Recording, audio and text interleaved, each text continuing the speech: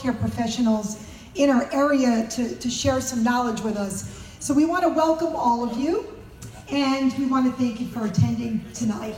So we have some exceptional speakers, but they're going to be really pressed for time here, okay? It's very difficult. They've all volunteered their time to convey all the information that they're going to be conveying. So it's very difficult for them to go into detail. But the good news is, at the end of the presentation, we're going to have booths open up in the back, and you'll be able to go back there and speak to our experts. You can also talk to them about some protocols. Remember, some of the protocols you might have to ask your doctor, but you're going to learn a lot. Our first speaker is Dr. Robert Zembrowski, and I just want to say a couple words here. And as you can see, he's a board-certified chiropractic neurologist. He's the developer of the Cancer Victor Protocol. He's the author of Rebuild. Now, this book just came out. I highly recommend that you pre-order it. I personally have watched Dr. Zembrowski go through cancer and beat it. One step further, my mom got diagnosed with a lymphoma 8 months ago. It was very, very serious. It did not look too good for her. And it was Dr. Robert Zembrowski that I credit her here today. And she's actually in the audience today. Yeah. So she has a clean diagnosis, and she's doing terrific. And Where are you? Follow you anywhere. Where is Stand up, Mom.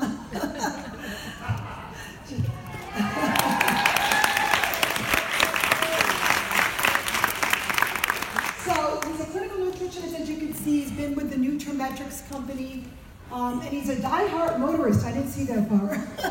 So Dr. Zembrowski, welcome, and let's just get started. Yeah.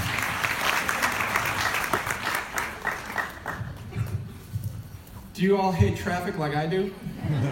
Holy cortisol. Is cortisol good for your health, bad for your health, or are you indifferent about that question? It's kind of life-saving, isn't it? If you're in a stressful situation, momentary fight or flight, you need to survive. Cortisol activates or breaks down muscle, turns it into sugar, so your brain has fuel to do things. So it's pretty cool, but what happens when the stress reaction is chronic, constant? Anybody ever feel that? Mm-hmm. Stomach turning, twisting. How many people in here don't like to public speak? Raise your hand. Why don't you come on up and do this? Thank you, Lisa, and I appreciate you having me here tonight to speak about some of these things. I just want to give you maybe 2 minutes of why I'm passionate about using these products. And then we're going to get into this. Now, who can be my timer? I have 7 minutes per product. There's 4 products. Who's going to be my timer? I'll be your timer. And I want you to just wave to me or say, okay, so I know to move on to the next, okay? Because I know all your time is valuable. So just a little history about myself. I had a 5-inch tumor in my chest years ago. It was non-Hodgkin's lymphoma. Previous to the diagnosis, I was going through a world of hell. I had a drug addict stealing from me. All kinds of things happened personally for me. I had a relationship fall apart. I was in debt with a big home. My practice was the busiest time it had ever been. So 2 years after all that smoke clears, and that's why I asked you about cortisol, so I'm glad you all mentioned that, I'm dealing with a 5-inch tumor in my chest. So just as a little story, a little information about my story, I rebuilt myself back to excellent health. And I'm passionate about the products, the 4 products, at least some of the products that we use, 4 of them tonight, that really helped me rebuild myself back to excellent health. And so, for me, this was right after surgery and 7 months of chemo, and I rebuilt myself again back to excellent health. I just turned 50, and this August, I am 10 years cancer-free. Wow.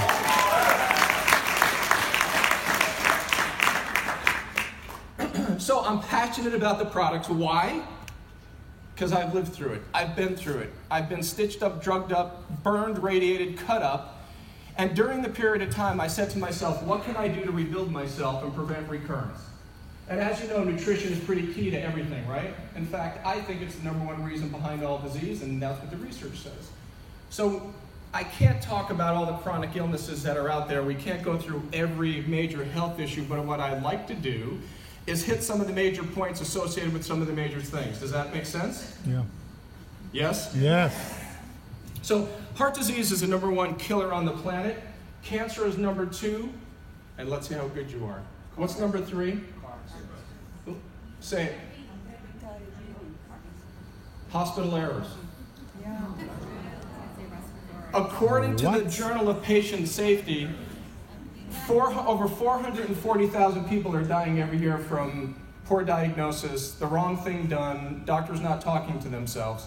It's the 3rd leading cause of death in the country. Do you think it's not important to be informed on what we're going to say tonight? Say right on. Right on. It's incredible. So again, it's another reason why I wrote this book, and I'm not going to take up your time talking about it, but it really is, we need to empower people. You're in the right spot if you have a healthcare provider, if they specialize in functional medicine, if you have a good medical doctor, whatever, naturopath, whoever you're using, phenomenal. And the products are phenomenal. So heart disease is #1. And I just want to give you a little information. Isn't this classically what we know as heart disease, or what we've been led to believe? That cholesterol sticks to the arteries? Does anybody believe that? Now that you see my face, it was like, no. So the reality is we've been bamboozled and brainwashed to think that cholesterol, like melted butter, sticks to the pipes. That has been proven false decades ago. But all the pamphlets and pharmaceutical companies, I get it, they push the statin drugs and stents and all those things. But the reality is, cholesterol is not the cause of heart disease. Does anybody know what it is? Inflammation. Awesome. Absolutely. Inflammation. So it's pretty funny when they'll say, hey, you have things stuck in the pipe. That's not the case. And according to the New England Journal of Medicine, they said, or what they're showing the statistics, 50% of individuals who have experienced a heart attack or stroke have normal LDL cholesterol levels. LDL, it's a bad cholesterol. LDL is not cholesterol at all. It's a protein that transports cholesterol. HDL is a protein that transports cholesterol. Right? LDL is the UPS delivery truck. HDL is the sanitation workers getting rid of things. So if you think about it that way, can you imagine, we've been led to believe this, 50% of individuals who have a heart attack or stroke have normal LDL. So it doesn't matter looking at it. And what's the #1 treatment for heart disease? Statins. Exactly. And before we talk about the statin, LDL itself, according to the heart journals out there, LDL is that nasty one, oh, LDL is the bad cholesterol. LDL gets oxidized, and that's the first step in coronary artery disease. Oxidation is free radicals. You ever hear of those? Free radicals bang things up. They steal electrons from cells, which renders it ineffective, or damages it, or kills the cell. That's why free radicals are so dangerous. So it's important to take antioxidants in, right, to get rid of free radicals. What's wild is, here's the research. This is current research on coronary artery disease. Can everybody see this? Important, because it's the #1 killer. Here's the lumen of the artery where blood flows. Do you see any cholesterol stuck in there? Where is it? It's in the wall of the artery. It's in the muscular wall of the artery. So then we have to say, well, why I don't get it. How do the arteries get clogged? They don't. They get inflamed. They get inflamed to the point where the artery closes in on itself, and then it ruptures. It's called the myocardial infarct. You get a thrombus or a clot, and there's the sudden death. Some people survive, some people don't. 50% of all people that have coronary artery disease don't know it, because the first symptom they have is fatality.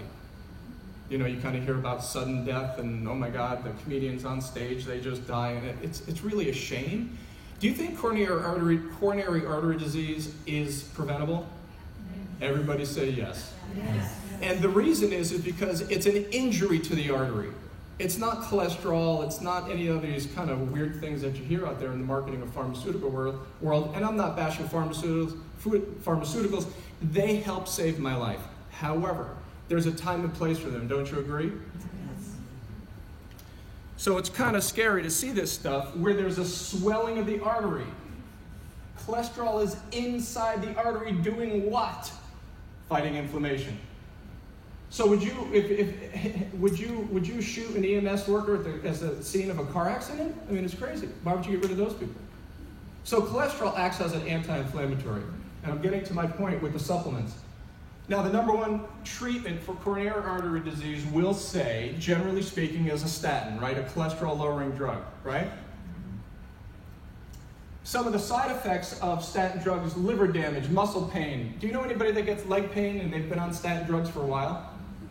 Yes?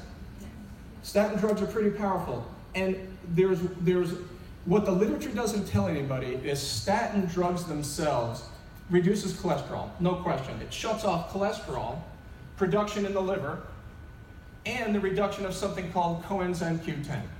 Has anybody heard of that? What the data is showing, believe it or not, why the statins work as powerfully as they do is because the major reason why they work is it's an anti-inflammatory. Anybody hear of NF-kappa B? Any scientists, any biology nerds out here? NF-kappa B is a genetic switch that regulates all inflammation, for the most part, all inflammation. Statin drugs shut off this orchestrator of inflammation. It shuts off the genetic switch so your body doesn't produce inflammation. So if you look at studies, or people talk about it, I'm in studies all day long, like they'll show studies where people on statins have reduced coronary artery disease, and the only reason it's an anti-inflammatory, not because it reduces cholesterol. The problem is statin drugs will create all these health issues and side effects and deplete CoQ10. From where? The heart, liver, and kidney. So I'm taking a drug to save my heart, but actually what it's doing is reducing coenzyme Q10 to the heart, and coenzyme Q10 is fuel. It's energy. So why would we take that away from the pump? Does that make sense? Does anybody in here know people that take statin drugs? Raise your hand. Are they all taking coenzyme Q10? They are after tonight. Really, seriously, it's pretty important. Now, if we say this, statins deplete the cells of CoQ10. So any one of the statins deplete CoQ10 in the system, heart, liver, kidney. And again, I don't think I'd want the fuel delivery to my heart to go away, do you? CoQ10. So all the statin drugs, believe it or not, any of the HMG-CoA reductase inhibitors, aka statins, cholesterol-lowering drugs, reduce coenzyme Q10 in those three major body systems. And then last, again, it's over and over, and the research is there, that the concentrations of your CoQ10 diminish when you take a statin. Now, why is this important? Why do I bring it up? Really for the punchline of coenzyme Q10. Because according to the data, CoQ10 protects LDL from oxidation. So like I showed you in the picture before, LDL brings cholesterol into the wall of the artery. LDL gets oxidized by what? Free radicals. The free radicals cause an immune response. Cholesterol ends up to reduce the immune response or regulate inflammation. And guess what happens? The artery swells from the inside out. So the artery starts to close in on itself.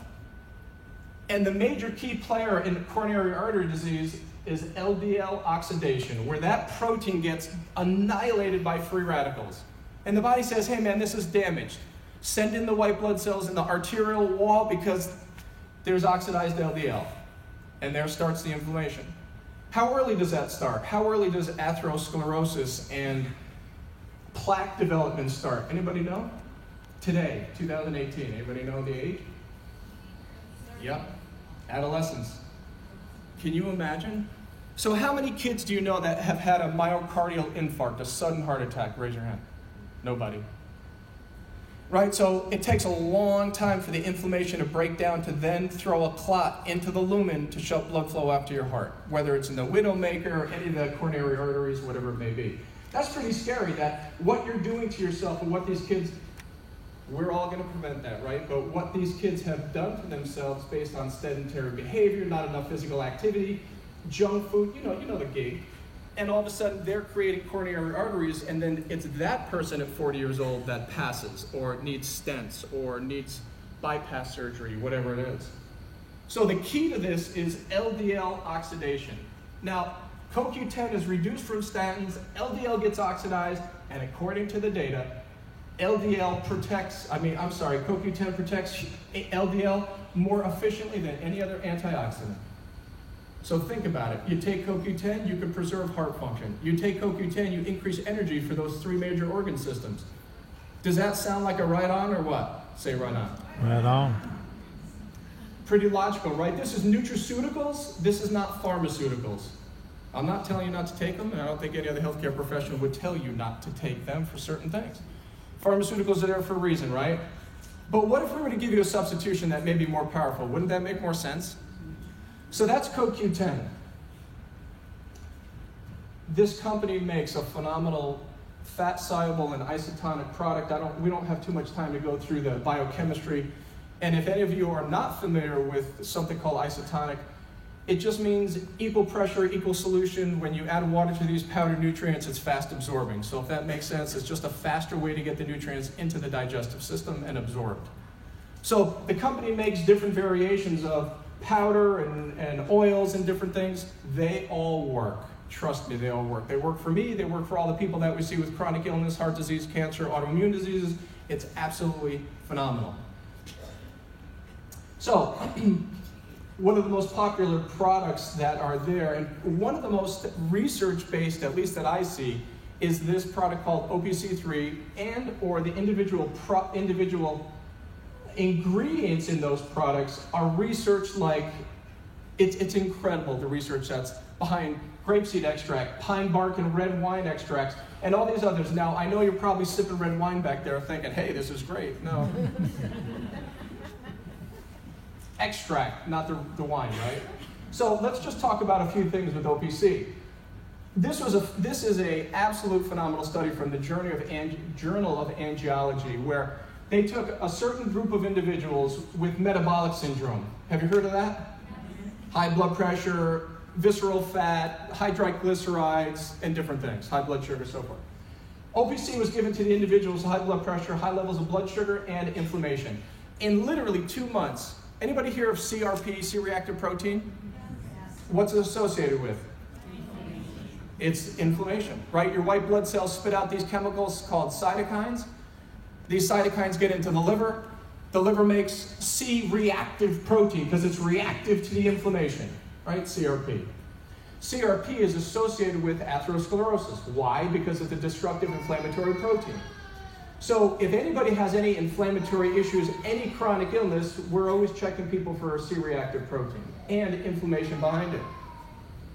So in 2 months, using this specific product, not another, this specific product, CRP was reduced by those people, in those people, 51%. And that's really the control.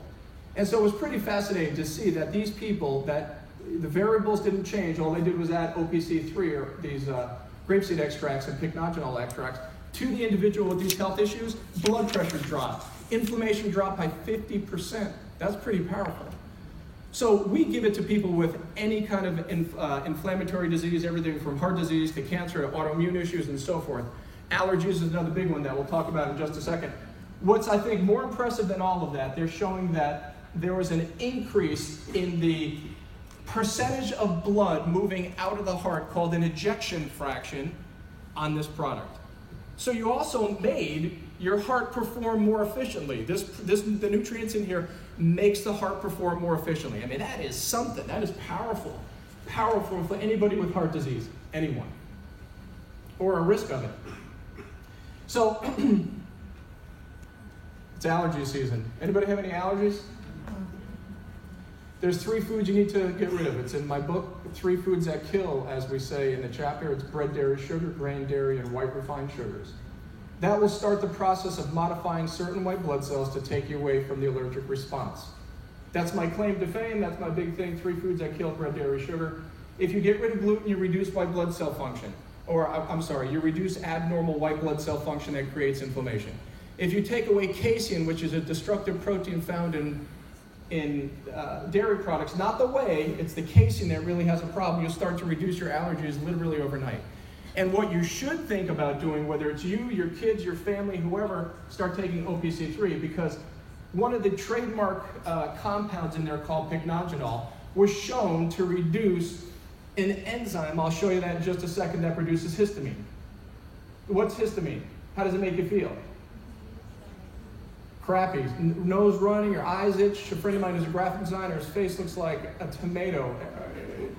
I mean, certainly now that he's been taking OPC, honest to God, God has been truthful. 2 years on this, no symptoms. I'm not exaggerating, I didn't make it up. Doesn't benefit me to tell you that story if it wasn't true. So it's pretty amazing that this stuff works. And again, what they showed was if you start OPC3 or you start something with pycnogenol in it, you have to start now. Because once the allergic response takes over, you're pretty miserable. Autoimmune diseases are something called Th1 dominant. Allergic issues are Th2 dominance. And so what they're showing with grapeseed extracts, pycnogenol, and different things, you're actually shifting Th1 and Th2 white blood cell function to normalize immunity. And so people's allergies improve. It's absolutely astonishing with just some basic nutrients. Just remember, no bread, dairy, sugar, and take your OPC3 and your allergies will start to improve. Trust me. How does it work? It shuts off the enzymes that make histamine. There's the mechanism. I didn't make that up. It's in the literature. It shuts off the enzymes that make histamine that make you miserable. Pretty awesome. So this was Ed Grant as a kid. Sorry, Ed. So, again, we've all heard some of these things, and I'm throwing a few conditions out there based on certain products, because one, we don't have a lot of time. And I just want to give you some things that may reframe your mind about all these things. Children with ADHD cannot inhibit themselves. They're impulsive. Their motor control is off because their neurotransmitters are off, like dopamine, norepinephrine, and some others based on the data. The right frontal lobe in most people with ADD, OCD, and anxiety, as I reverse that, people with OCD, ADHD, and anxiety have right frontal lobe issues. And basically what they're showing with some of the products with pycnogenol or these compounds in it was, and here's one study with the kids with ADD. 61 kids were evaluated to supplement 1 milligram per kilogram of body weight every day for 4 weeks. Now, 4 weeks isn't a lot of time. And what they showed after the study was 1 month of pycnogenol significantly reduced hyperactivity, attention, improved attention, and visual and motor activity. That's pretty powerful if you think about it, because everybody's saying, oh, I'm just going to put my kid on Adderall, Ritalin, and, amphetamines, and all these other things. You may change a symptom, but what happens when you're taking a drug like that? Lots of side effects, right? Now they're snorting it and boiling it. I don't know what the hell's going on. Seriously. Pycnogenol or the French maritime pine bark extract, reduces inflammation, oxidative stress. Oxidative stress sounds like what? Coronary artery issues, LDL oxidation, it's all free radical damaging. It was shown to improve cognition, function, attention, and mental performance. How cool is that? So it's very, very cool. These products are pretty powerful. Anybody like fish oils? Anybody eat salmon? Mm-hmm. It's awesome stuff, huh?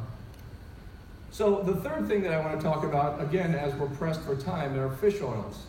Now, I'm sure you're all familiar with them, and cod liver oil, and the DHA, and the EPA, and the anti-inflammatories in there. But the reality is they are pretty powerful anti-inflammatories. So this is something that I spoke to a group in Atlanta on cognitive disorders. And what the research shows, evolutionary research, shows that if you look at primitive skulls, what were those humanoids, whatever, what were they eating? Or let me say this, what weren't they eating? Well, excellent, good call. One, sugar, right? They certainly were eating bread, and they certainly weren't drinking the breast milk of a giant mammal, right? So they weren't doing that. Mostly plant-based foods. So what happened to the human brain once we started eating bone marrow, fat, and muscle tissue? Our frontal lobes developed. So they're showing through time that essential fatty acids, omega-3 fatty acids, and different things really were some of the key nutrients to develop the frontal lobe. That's pretty awesome. So omega-3 essential fatty acids, you've heard of those. We've heard of omega-6, omega-9. There's different good and bads to all of those, but omega-3s are the big powerhouse as far as anti-inflammatories. Now, DHA is one of those compounds. It's an omega-3 fatty acid that has a major anti-inflammatory property to it. And again, our body doesn't synthesize it or make it, so what do we need to do? eat it. It's called essential. So you could take it through foods, you could take it through supplementation. And supplementation is a sure way to get good nutrition into you, especially these products. So the data shows that they found evidence of performance improvement on tests of working memory when somebody just took DHEA. They took fish oil as your memory got better. Is dementia and memory loss a big issue now? Yes. As I've written in my book, Alzheimer's is now being classified as type 3 diabetes. Yep, I didn't make it up. I just put my twist into it, I put my spin on it, saying it's an inflammatory diabetes of the brain. And what the research was showing in some of the evidence that I provided in the book was DHA is one of the things people need to do to reduce inflammation that is associated with an inflammatory diabetes of the brain, aka Alzheimer's. Pretty scary, diabetes, huh? According to Nutrition Journal, omega-3s are often deficient in patients suffering from mental issues. That's depression, OCD, anxiety, all the things that give us mental impairments and restrict our daily activities, and ADD and autism, right? So fish oil is very powerful to start changing brain function and cognitive and behavioral issues. So if you yourself or you know somebody, please consider a good fish oil. Again, this company makes the best. According to Attention Disorders Research, a group of children and adolescents with ADD were treated with omega-3 fatty acids for 6 months and dramatically reduced ADHD. It's not Ritalin, it's not amphetamines. Fish oils aren't addictive, are they? Not that I know of. Are there any side effects of a fish oil? Not that I know of. Who said that? A smell. It's true, right? How many people don't like the smell of fish? This is pretty pure, though. You're not going to burp up fish if you're taking this. I get it, though. I get it. Eve makes the best fish recipe out there. I'll give her that. So DHA supplements improve verbal learning, memory, word recognition. So if there's something wrong with your brain or somebody else, please recommend a fish oil, not only for the anti-inflammatory properties to it, but they're showing it increases brain function. And the last thing about fish oil is the Journal of Clinical Nutrition, or one of them, fish oil retards the growth of the atherosclerotic plaque, aka inflammation in the artery. Another reason to take fish oil, eat salmon or wild caught, not farm raised, right? Eat the wild caught seafoods. Supplement your diet with a good fish oil. It promotes the production of nitric oxide. What's nitric oxide do? Anybody know? Say it again. Excellent. Nitric oxide is a gas that's released from the artery itself that causes the muscles to relax. So if somebody has high blood pressure, maybe they're not making enough nitric oxide for a lot of different reasons. And so how about taking a fish oil and an OPC, which will increase nitric oxide and drop blood pressure? Doesn't that make sense? I mean, it's phenomenal. No side effects, but a lot of benefits. So it's not a single bullet with a single werewolf. It's not a single target. Fish oil can have huge modifications in the body. CoQ10 can have huge modifications in all physiological pathways. So it's not just one. You can't think of it as, I'm only going to take OPC because I have an allergy. No. You're getting a billion benefits, but you're only treating one symptom. So again, they have an adult form, they have a child's form with different levels of EPA and DHA. This Heart Health Omega-3 has the highest concentration on the market of EPA and DHA as far as anti-inflammatory omega-3. I suggest if you're doing an omega-3 in your diet or taking it, this is the one to take. And let's finish up with vitamin D. So, vitamin D with vitamin K. How is vitamin D made in the body? Sunlight hits your skin. There's a compound in your skin, which is a cholesterol-based compound that then is converted into another funny compound that gets into your liver, and the liver throws it to the kidney, and the kidney makes a hormone called calcitriol. And it's the vitamin D, the calcitriol, or the 125 hydroxyvitamin D, that really is the powerhouse of why it works. Why are so many people deficient in vitamin D? Give me 3 reasons. Exactly. Probably number 1. Give me another. That's another good one. I'm going to take that. So give me the 3 reasons, or what you think the 3 reasons why we have a lack of vitamin D. A gentleman said a lack of exposure. Somebody else said covering up too much. sunscreens, not enough nutrient-dense foods. How about the one food I said before that the research showing a major reason for vitamin D deficiency? Survey said grains. Bread, grains. According to the data, the certain phytates, lectins, and different anti-nutrients that are found in grains are causing malabsorption of vitamin D when you eat anything with vitamin D in your diet. So think about it. All of a sudden, we've been around for however long we've been around. All of a sudden, we're vampires. We get into the sun, we explode in flames. I mean, it's crazy. We're putting sunscreen on our bodies all day. We're covered up. If the sun caused disease or cancer, melanomas, and all these things, why are we still here? And if meat was bad for you, why are we still here? What kind of meat is bad for you? There's 3 kinds of red meat. What are they? Oh, that's actually a good answer. Pork, processed, grain-fed, grass-fed. Which of the two out of those 3 will cause harm? Grain-fed and processed. So what's wrong with good old grass-fed beef? And according to UConn and some other researchers, they're showing the nutrient composition. I'm sorry I'm going off on a tangent, but I'm passionate about this stuff. They're showing that the nutrient composition of red meat is equal to Atlantic salmon. And it's omega-3 fatty acids. Okay. That doesn't mean you become a carnivore, a T-Rex, and you're eating meat like all day long. We just use our sense about it. But vitamin D, why is it really important? Because every cell and tissue of your body has something called a vitamin D receptor. What that means is like a little ligand, a little flag on all your cells and tissues that when vitamin D attaches to it, it causes a miraculous thing to happen in your genetics. It reduces inflammation. It regulates genes that control cell growth and development. If cell growth is out of control, what's that called? Say it. Cancer. Cancer. So it's pretty remarkable vitamin D as a hormone can be so powerful for so many reasons. This is pretty fascinating. The Annals of Epidemiology said raising your blood levels of vitamin D from 30, not the garbage reference range that doctors tell us that it should be at, 30 is fine, to the therapeutic level of 40 to 60 would prevent 58,000 cases of breast cancer and 50,000 cases of colorectal cancer. Do you now think it's important to take vitamin D? Yeah. Holy smokes. Look at the prevention of disease just with one nutrient that becomes a hormone. That works on every cell and tissue of the body.